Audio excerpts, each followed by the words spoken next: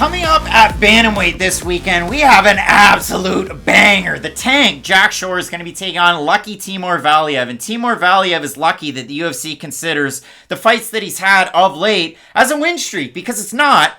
It's not. He's got a loss to Trevin Jones, who passed a little bit too early before that fight, and now it's a no contest on the record. But a knockout win for Trevin Jones. It's silly business nonetheless. Very. And what did Timur Valiev do coming out of that? Well, he goes out there against Martin Day and takes down a striker. And again and again and again, and he gets a win there. And it is a good win. And his last time out, he has a majority decision win against Raoni Barcelos, which could be a draw if you consider that in the second round, Barcelos was able to knock him down twice.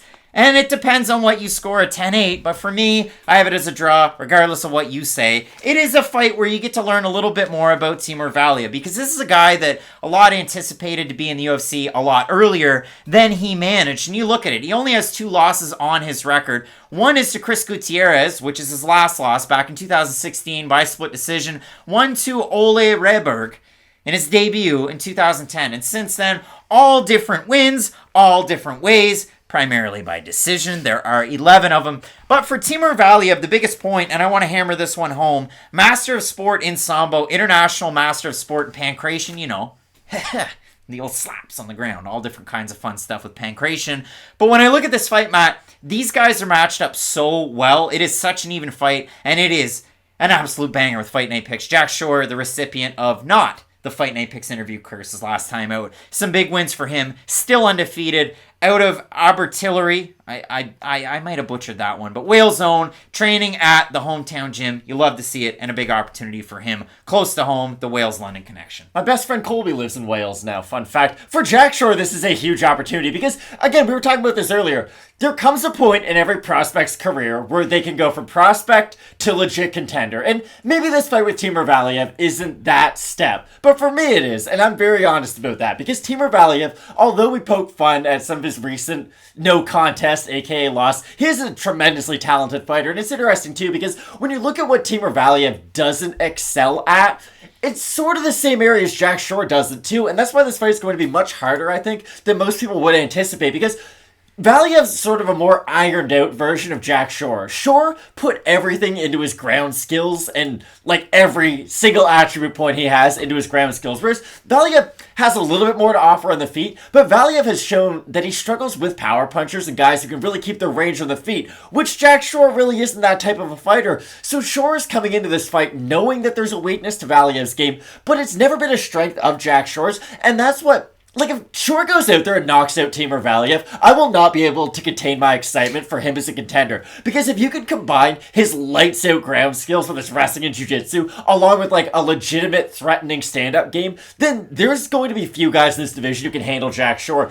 But when you're fighting a guy like Valiev, it's going to really test your cardio, because you know he's not just going to fall out in the first round. And it's always going to put you through some kind of adversity, which can be really important for Jack Shore, who is 15-0. Like in MMA, we don't really know how good you are until you lose a round, or you get dropped, or you go through a bad spot. Timur Valiev is the type of guy who's going to make you go through some of those tough spots in your fight. So for sure, maybe for the, bigger mainstream, they will be picking up on this fight. But for me, if he's able to look impressive against Valiev, I'm ready for him to start fighting sort of the bigger, brighter guys in the division. There's a few crazy things about this fight that you have to kind of dig into a little bit. So for Jack Shore, 8 of his 15 wins are by submission. 7 of those 8 submissions are by rear naked choke. He loves to take the back. He's very good at it. He flattens guys out, too. He's incredibly, incredibly powerful, and his hands have been improving. We definitely have seen that at Shore Mixed Martial Arts, as we saw in his last fight against Ludwig Shalinian, who's supposed to be on this card, unfortunately not able to make it. But the telling thing about both of these guys, for sure, it's the bookings that have fallen out. Khalid Taha, Anderson Dos Santos, Geraldo de Freitas, but more recently, Umar Nurmagomedov. They went Umar, shuffle the deck, here you go, you get a more favorable fight against Brian Kelleher, and if you look at it for sure, he gets Valiev, but then he ultimately becomes, I guess, less of an underdog, if you want to put it that way. Could Shore almost become like the newest Sakuraba? He was the Gracie hunter. Shore could be the Nurmagomedov hunter if we do get those fights. Well, I would love to see it, but for Timur Valiev, this is the crazy thing. He was a minus 600 favorite against Trevin Jones. He loses. It's a no contest. He loses. Minus 420 favorite, which was an issue for Trevin Jones. For Trevin Jones, but it wasn't for Martin Day or for Timur Valiev, I should say. Plus 180 underdog against Barcelos. He ends up getting a fight of the night in that one. I thought it was a draw. I have a question for you, though. With Barcelos looking, and he didn't look bad in his last fight, but he lost to Victor Henry making his UFC debut, and we were both very high on Harney Barcelos at one point. Does his performance in that fight make you look at Timur Valiev any differently? Because personally, it does a little bit, because there is the question mark in the back of my mind, if I'm being honest, of, well, was Barcelos sort of past his prime a little bit? Because he was a guy we've been talking about a lot of, if he was 3 years younger, 4 years younger, now he would be going on his run. And for Valiev, I do feel like he beat a slightly past his prime version of Barcelos. And the reason why is that the first round was really competitive. True. The first round was fast. They were throwing like lightning. I gave the edge to Valiev. Second round, Barcelos is throwing bombs, drops them twice. And then, yeah, you're over 34. You're going to tire a little bit. And in the third round, Valiev was able to pick it back up a little bit. So I don't necessarily go that way with it. Fair enough. But when we look at this fight here, I mean, Shore opened at Pick'em. He's a plus 138. Valiev minus 170. So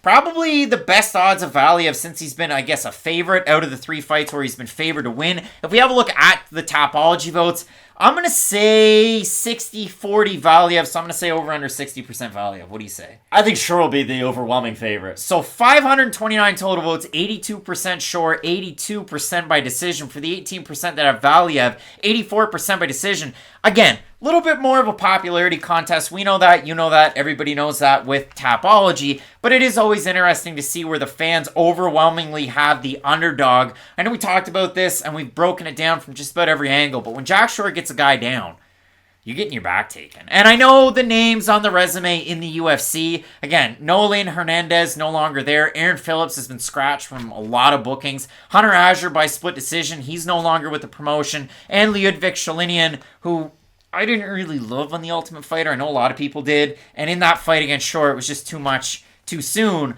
But for sure, this is the biggest test of his career. So what do you say here?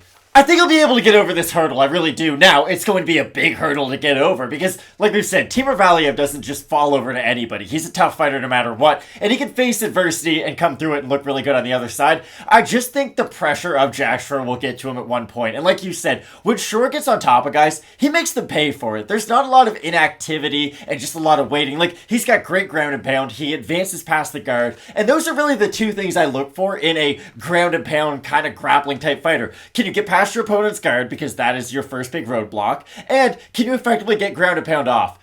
He checks both those boxes overwhelmingly, so I do like Jack Shore in this fight, but I do agree with you. This is a massive test for him. And I'm going to talk about this in another one of the matchups coming up, but when I look at Timur Valiev, he is very, very good at grappling. That is the base, you know, the Sambo base, you know, the pancration. And with his striking, switching stances, throwing kicks to all 3 levels, mixing in the hands as well. I like the complete game of Timur Valiev, but I look at the grappling here, it's got to be Teflon on Teflon, and you want to be out of there. Oh. You want to be out of there as fast as possible. So split on the pick, but a great fight. And you know when we're split on one that's this good, it usually delivers as being quite good. So let us know down below in the comments section who you have. Matt going with Shore, I'm going with Valiev, but I can't wait for this fight and the rest on this card. It is a great one. So keep it locked in with Fight Night Picks. We always say, let's get into it.